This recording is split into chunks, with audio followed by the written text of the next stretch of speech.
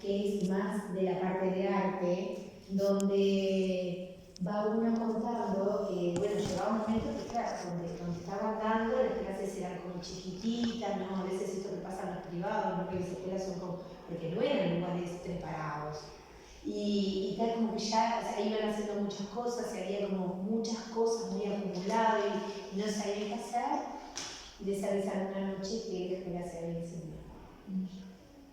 Y cuenta que cuando llega Lorima a la UCE había una maestra que literalmente se puso a llorar pensando, hasta acá llegamos, ¿no? Y una decepción, y Lorima a la UCE dice que lo mira y le dice, mira, si vas a estar así, mejor andate a tu casa, porque acá lo que nosotros necesitamos apagar, limpiar, mañana continuar, y así, o sea, la canción seguidita, ¿viste? Acá no hay tiempo, ¿no? Esa que llora sería yo. Esa que llora sería yo. No, pero en esto que como que no se iba a vencer. Y en realidad parece que el esposo de una de las maestras era arquitecto. Era arquitecto. Entonces, esa clase se había incendiado mal, se habían derrumbado paredes y había que volverlas a levantar. Entonces, la idea es, ya que las vamos a levantar, le damos 2 metros más para acá y 2 metros más para allá.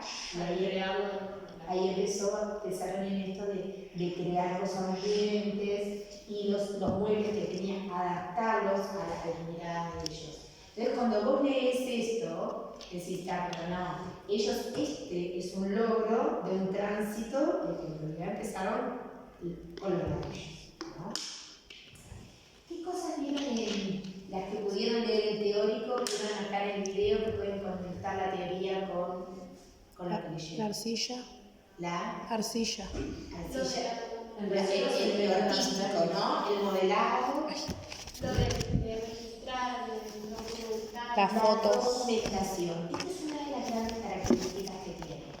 Y si ustedes se dan cuenta, nosotros estamos documentando, ponemos fotos en los portfolios, hacemos cartelera. Esto es porque nosotros estamos trabajando por Reggio, o sea, estudiando. Así como tenemos muchas cosas en Montessori, todo esto viene desde ahí, ¿no? Que incluso me llamó mucho la atención, en juego fuimos al Museo Pedagógico y miramos los precursores desde la mirada de Enriqueta Conterrequé, porque cuando Enriqueta Conterrequé crea el primer jardín de infantes de Uruguay y de toda América Latina. ¿No? Porque es como impactante. Yo, por ejemplo, no hace muchos años que la tengo clara. Entonces, cuando viene la reforma valeriana, la reforma manda, no sé si eran 3 o 4, a estudiar a Europa, a ayornarse con las nuevas pedagogías, y ella es una de las que va y es la que trae, ¿a quién trae? A Froebel y a María Montessori. Entonces, recorremos a Enriqueta Conterrequé, porque ella es la que trae los precursores al Uruguay.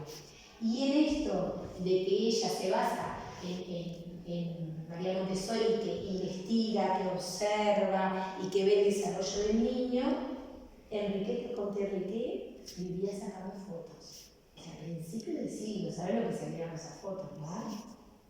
O sea, cuando está ahí las fotos, la máquina, y cuenta eso de la vitrina, yo digo, ay, pero entonces le ganó Lorima a la UCE. ¿De la qué dijo? ¿De la qué dijo? La vitrina estaba la cámara y había registros fotográficos porque ella seguía mucho las actividades, las cosas que iban haciendo las niñas, haciendo el registro. A mí personalmente me recuesta registrar las actividades, porque como que siento que me tengo que desdoblar en esto de acompañar la actividad, pero también... Exacto. ¿Cómo trabaja Emilia? Porque vos ahí estás sola. Claro. ¿Cómo trabaja Emilia? En duplas. Trabaja en duplas. Y eso es lo que ustedes que están en duplas por clase, eso es lo que ustedes tienen que hacer. Sí. Una es la que se encarga de la actividad y la otra registra, pero el registro no solo fotográfico, o sea, puede ser un video, puede ser una foto, puede ser una grabación, las escuchas de los niños, o anotar, ¿no? ¿Se acuerdan esto de cuando vos viste el cuento de los dientes? Y lo hablamos otra vez que ella no se le caían los dientes, estaban todos en ese proceso que es como de alguna manera crecer, y ella no se le aflojaba ningún diente, y no se le caía ningún diente, ¿qué hace ella? Se pinta un diente. Se pintó un diente de negro. Como para, como disimular, ¿no? Y cuando dijo eso, ¿viste? Todo eso, uno atrás, nosotros que estábamos atrás, ¿te acordás? Contamos. Dijo, no, como que había mentido. Primero salió eso. Claro. Que había mentido. Y segundo, no, ¿cómo se pintó el diente? Es mentira que tiene un agujero. Porque Estaban como que ella siguió en el cuento, y él quedó como preocupado. Pintar la Mirá cómo lo va Nena, acompañá. Claro, porque además fíjate, yo decía, después en el raconto, tómenlo. Porque ¿qué pasa? Vos agarrás de repente cualquier marcador, capaz que ni le marca un diente, pero yo quisiera saber si le metemos un permanente. Con el diente seco. Claro, capaz que lo puede pintar, pero capaz que después en la dentina le queda. Y donde llega a pintar un permanente, uno de leche se va a caer, pero un permanente. Entonces, y la preocupación para ella siguió en el cuento porque ella tenía que estar atenta y captar la atención de un grupo que era difícil.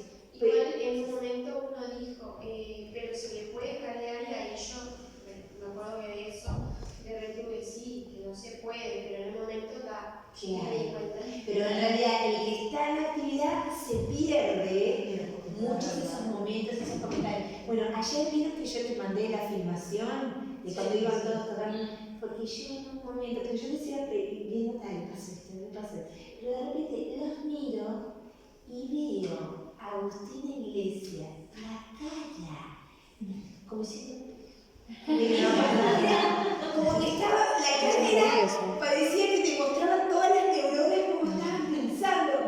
Ay, yo dije, ay, no, entonces agarré, busqué el celular, pero claro, cuando llegué, la cara de ella no estaba.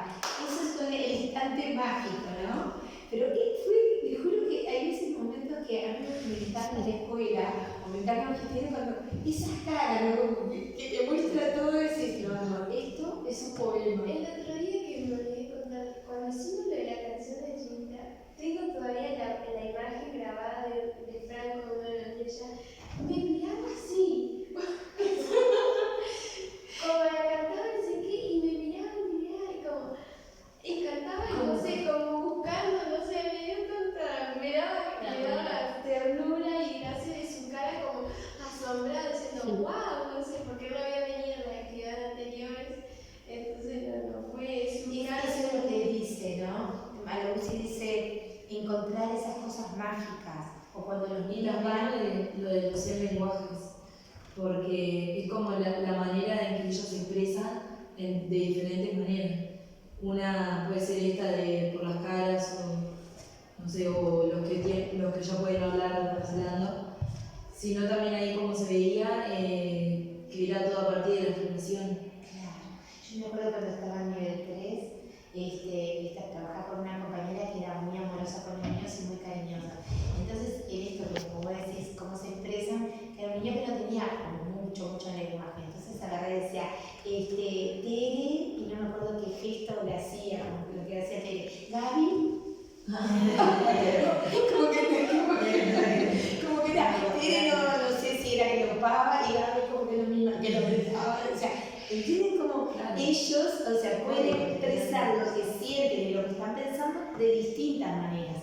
Y ese poema, hoy no lo traje el poema, ese poema de la ficción de lenguajes es eso, ¿no? Como busquemos de distintas maneras. Lori Malauzi es una persona que tiene una formación muy versátil. Era docente, había estudiado algo de psicopedagogía, pero a la vez... ¿No era profesor? ¿No era profesor? Sí, además tenía, por ejemplo, tenía formación teatral, era estos periodistas que hacen el análisis, como es Los crónicos, ¿no? Claro, cronista de la parte teatral, vieron que él trabaja todas las partes artísticas. Y en el programa nosotros tenemos arte, teatro, la música, o sea, las distintas formas de que el niño se exprese, ¿no? Y eso es lo que nosotros le tenemos que dar, como empezar a dar más libertad. Hoy, por ejemplo, un juego estábamos dando María Montessori y decía esto, María Montessori, que el niño ella creía que el niño está programado para sostener la cabeza, sentarse, caminar, hablar. Y a veces en lo que hace el adulto, en vez de favorecer ese desarrollo, obstaculizamos. Entonces a veces le pegamos un grito, le decimos que así no se hace, ¿no? Y ahí el niño en realidad le ponemos el freno. En vez de... No, que me pasó una vez en una adaptación en sala de bebés, tipo un niño de 9 meses que estaba haciendo una adaptación con la madre, y era tipo, el niño cada vez que iba a hacer La adaptación le dice, no llores, no llores, no llores. O sea, de repente le decís tanto que al final se pone a llorar. En vez de dejarlo jugar, y a veces es eso, esos tranques. Baldor dice, Steiner, que es el creador de pedagogía Baldor, él dice que el niño es como una flor, que si no tiene un ambiente alrededor de calidez, de confianza y de seguridad, la flor no se abre. Entonces cuando los maestros le consultaban, fíjense, niños, cuando uno ahora habla de contextos, niños que salían de la guerra, y él le decía, tranquilos, ustedes siguen generando ambientes en la escuela donde ellos se puedan expresar. Entonces, esto es lo que nosotros tenemos que generar. A veces estamos como muy preocupados del programa, que en inicial que tenemos que trabajar esta geología. Está bueno que tenemos que preparar todo eso, pero era lo que hablamos la otra vez. Hay cosas que son esenciales, tenemos que generar climas, vínculos, confianza y dejar que ellos se animen. A veces, por ejemplo, me van a pasar estos niños que son re tímidos y de repente en septiembre vos ves que empiezan a hacer pillerías, ¿no? Yo me agarro y me doy cuenta. obvio. La primera vez que hace algo no lo voy a marcar, no, lo dejo que haga. Es más, te sorprende. Claro, ahí está, de repente lo mirás como diciendo, pero o sea, se despertó, andá y animar. Yo trabajo en mi río, o sea, se dice correcto, no se porta bárbaro. El otro día estábamos en el patio con mi compañera, 2 años tiene, y una compañera se tira del tobogán y se cayó. Y él hizo ja, y yo con mi compañera, obviamente no me resoncaba, le digo, no, ¿qué le pasó? Tipo, nos reímos, todavía no lo volví a hacer, pero tipo, ¿cómo esas cosas? Claro, que se empiezan a manifestar. Entonces, como que dar esos permisos, o de repente hacer, bueno, después podemos hablar cuando alguien se cae, nos vamos a hablar, pero no esto de marcar, de marcar, que después como que te quedás. Lo mismo cuando se pegan entre ellos, tipo, cuando están jugando y surge como Sí, ese conflicto y claro. está, ¿no? Tipo, ir a intervenir enseguida, si no, bueno, vamos a ver qué pasa. Chilinas, miren que le estoy diciendo a todas las maestras, pongo hasta el 11 de noviembre, que capaz tenemos sorteo. Abrir el micrófono,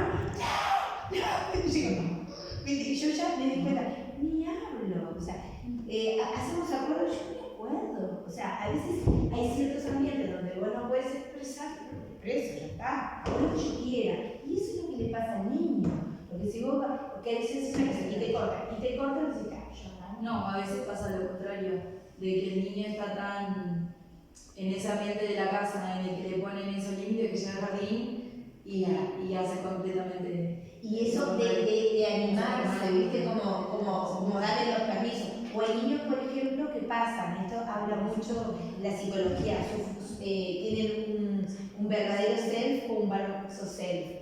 La otra vez yo salía de Corazón de María y me encuentro con mi papá. Le digo, ¿sos el papá de Emiliano? Y dice, no, soy el tío. Y dice, el papá es él. Le digo, te quiero felicitar, qué divino que se porte Emiliano. Digo, yo soy así como necesita el colegio. Yo vi que él me miraba. No van a creer. Me dice, ¿me estás hablando de él? Es que sí, ay, no, pero vos te estás equivocando. Él no se porta bien. Es un sofarracho, no sé. Entonces yo quiero mirarlo, lo miro y le digo, Emi, ¿cómo te portás en la escuela? Y en casa, ¿no? Y en casa, y ahí salió la cara, así dice, ¿en casa? Mal.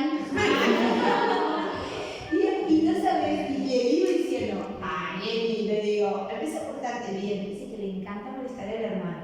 Entonces yo a veces lo miro en la sala de hija en Sara.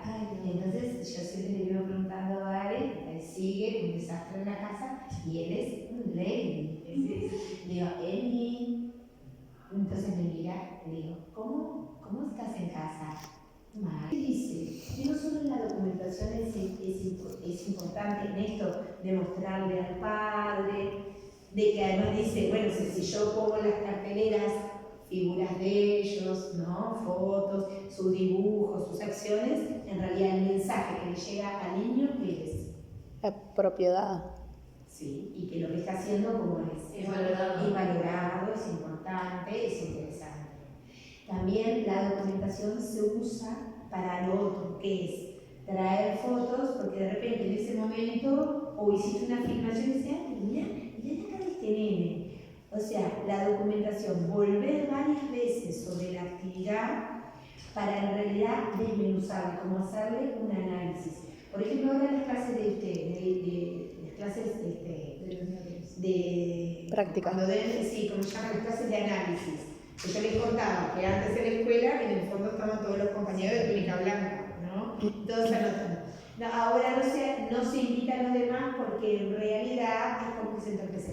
Pero podríamos de repente, aunque por ejemplo en el jardín, aunque no vayan las 6, bueno, un día invitar a 2 y en otro día invitar a 2, para que vean, porque también no solo me observo, sino observo a los compañeros, también me sirve la construcción, ¿no? Hay un momento donde todas las experiencias de primera infancia, de los jardines de infancia, se llevan a los nidos. Entonces, ir viendo, bueno, cómo es el modelado acá, cómo es el modelado allá. Pero dentro del jardín de infantes, una de las profesoras, la tallerista, ahora vamos a hablar de tallerista, saca una foto donde un niño estaba haciendo el animal, ¿no? Un animalito que estaban observando. Y la niña de test como que iba mirando y hacía, y después miraba y le cambiaba una cosa, y le miraba cómo iba aprendiendo. Entonces, empiezan a ver las producciones, cómo el niño iba evolucionando, esta niña de 3 en contacto con este niño de 5. Pero la profesora había sacado unas fotos de este tamaño. Entonces Lori Malagossi la mira, y le pregunta, ¿más chiquita no la podrías haber sacado? ¿No? Dice, el tamaño de la foto es representativo de la importancia que tú le das a tu trabajo. Y la mujer se quedó así como que avergonzada, ¿no? En esto que decir, bueno, darle otra dimensión para poder observar y analizar, ¿no? Vamos a volver a ver el video y lo vamos a ir pausando. Siempre están los que se dicen, o sea, en Reggio Emilia estamos todos queriendo llegar a Reggio Emilia, pero en realidad uno tiene que estar en su contexto, no estar en copia de él, ¿no?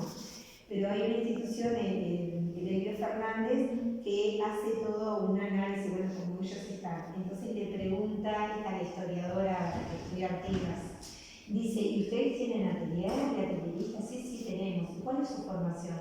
Es maestra de Bellas Artes. Y le dice ella, señorita, pero eso no es lo que quería Lori Malagossi. Bueno, pero ella tiene las dos formaciones, pero en realidad nosotros siempre tenemos esto de, vieron que por ejemplo, ustedes van a registrar y le hacemos el cuadernito, o por ejemplo yo cuando venía una practicante que en realidad era artista, y me acuerdo cuando dio el parcial final, ustedes saben lo que yo en realidad tenía para escribir y estaba, porque realmente fue a los años. ¿No? O sea, nosotros tenemos esto de cuidado que no se ensucie, que vaya para la carpeta, que se vea, que esté el contenido. Y la atelierista no, quieren jugar con clavos y martillar y ahí va a estar, ¿no? Entonces tiene que haber ese espacio donde rompan. Y miren cómo están jugando con agua, ¿no? Sí. Ven que en realidad está jugando lo que yo les explicaba, lo que ella decía. En realidad la mesa de luz puede ser que las materiales sobre una mesa común o en un día y ya es otra impresión. O por ejemplo ven que está frente a espejos y se refleja.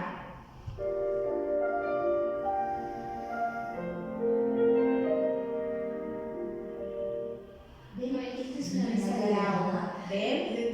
Miren los niños jugando en la mesa de agua, pero después van a ver otra cosa.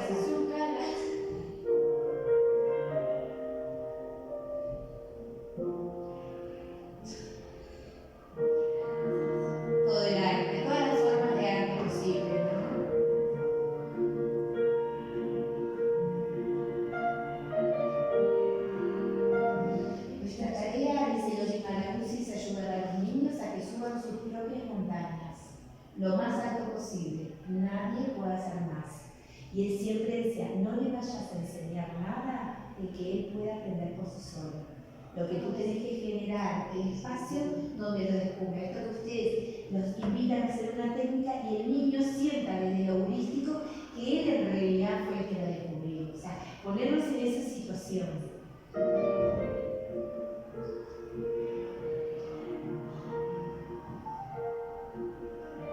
Ven que ahí están construyendo con distintos elementos. Y ahí estaría yo, esta que me da. También ellos trabajan con una pedagoga, ¿no? Que puede ser la directora, la coordinadora, donde al maestro joven le ayuda a la reflexión. No solo trabajan 2 docentes por sala en esa dupla pedagógica, sino también hay una reflexión pedagógica. Esto es decir, bueno, y esto en etapa, ay, no me di cuenta. El que tiene más experiencia ayudando a reflexionar al que empieza.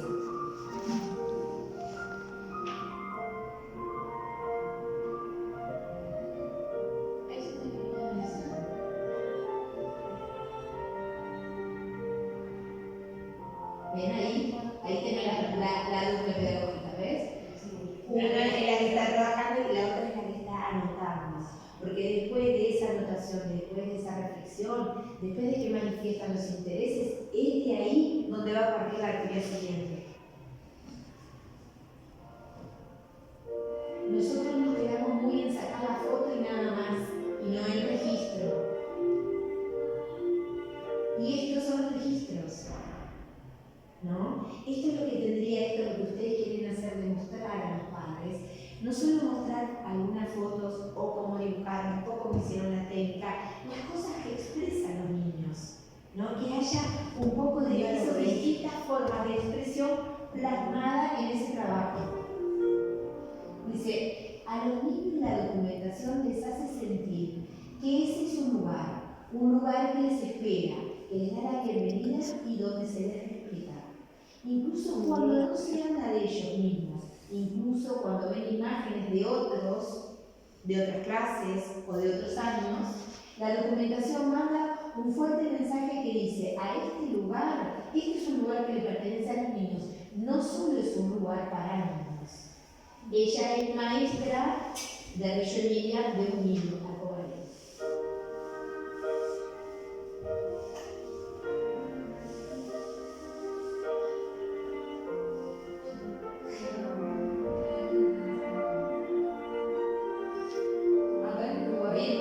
Mira, ven ahí las fotos, los meses, el año, quién lo dijo, ¿ven?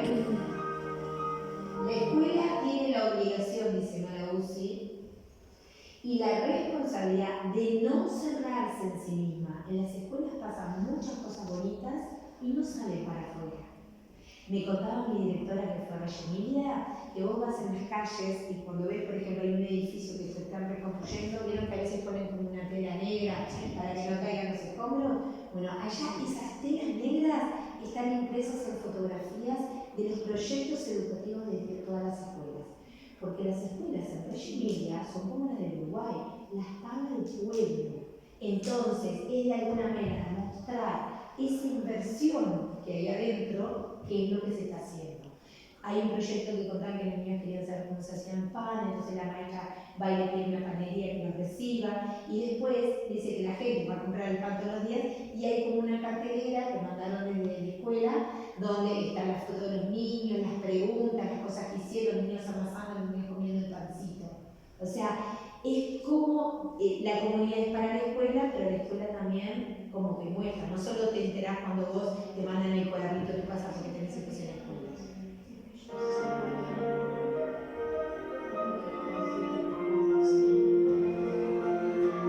Miren esto. ¿Qué es esto? ¿Son familias? Son los padres de familia. ¿Qué están haciendo? Estoy creando algo. La mesa de agua que vimos hoy que nos veíamos. Ah. Ellos no trabajan, miren qué distinta cabeza. Ellos no tienen programas. No tienen contenidos curriculares. Ellos no planifican. Ellos trabajan por proyectos.